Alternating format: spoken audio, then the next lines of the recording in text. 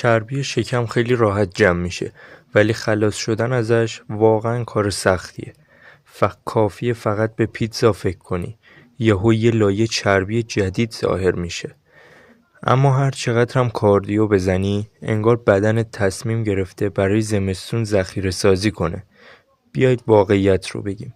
فرقی نمیکنه 15% چربی بدن داشته باشی یا 25%. یه روش مشخص وجود داره که واقعا چربی شکم رو از بین میبره.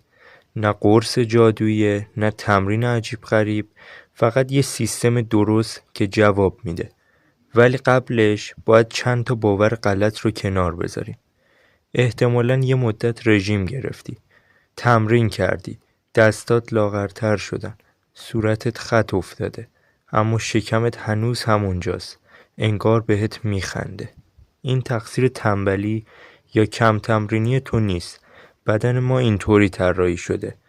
ژنتیک مشخص میکنه چربی از کجا اول بره و کجا آخر بمونه و برای بیشتر آدم ها شکم آخرین جاییه که خالی میشه. چرا؟ چون چربی شکمی سرسخت‌ترین نوع چربیه. جریان خونش کمتره، دیرتر واکنش نشون میده و دیرتر میسوزه. برای همینه که ممکنه رگ‌های دستت بیرون بزنه ولی شکمت هنوز صاف نشده باشه. و یه نکته خیلی مهم، نمیتونی چربی رو موضعی بسوزونی.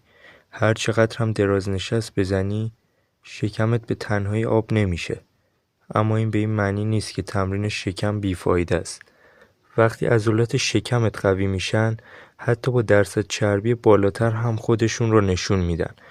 یعنی لازم نیست حتما به بدن خیلی خشک برسی تا خط بیفته. تمرین شکم باعث میشه وقتی چربی کم شد، عضله زیرش دیده بشه. حالا برسیم به اصل ماجرا. چطور واقعا چربی شکم رو از بین ببریم؟ قانون اول و آخر اینه: باید در کسری کالری باشی. یعنی کالری که میسوزونی بیشتر از کالری باشه که میخوری. ساده است ولی اجرای مداومش سخته. بیشتر آدما اینجا کم میارن، چون یا کالری ها رو دست کم میگیرن یا بعد چند روز خسته میشن و رها میکنن. راه حلش اینه که روندت ساده و قابل ادامه باشه. نه رژیم عجیب، نه حذف افراطی غذاها. بعد از اون میرسیم به حرکت و فعالیت بدنی. خیلیا فکر میکنن برای چربی سوزی باید خودشون رو با کاردیو نابود کنن. دویدن‌های طولانی، هیت‌های سنگین، عرق ریختن تا مرز ضعف. در حالی که این روش‌ها برای بیشتر آدما پایدار نیست.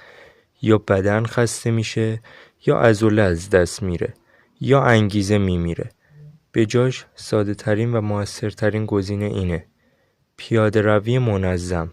نه مفصل رو اذیت میکنه، نه ریکاوری رو خراب میکنه، نه اشتها رو به هم میریزه.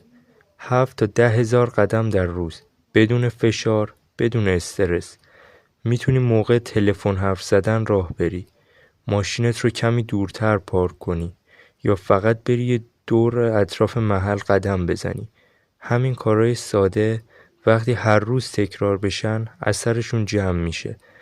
و یه نکته مهم دیگه، پیاده روی استرس رو کم میکنه، خواب رو بهتر میکنه و وقتی خوابت بهتر باشه، چربی سوزی هم بهتر انجام میشه. لازم نیست از فردا همه چی کامل باشه. از کم شروع کن، مثلا 2000 قدم در روز. وقتی راحت شد، بیشترش کن. همین استمرار ساده همون چیزیه که آخرش نتیجه میده. خلاصش اینه: کسری کالری، تحرک منظم، تمرین قدرتی، صبر و استمرار. اگه اینا رو رعایت کنی، چربی شکم بالاخره تسلیم میشه. بدون افراط، بدون عذاب و بدون حقه‌های الکی.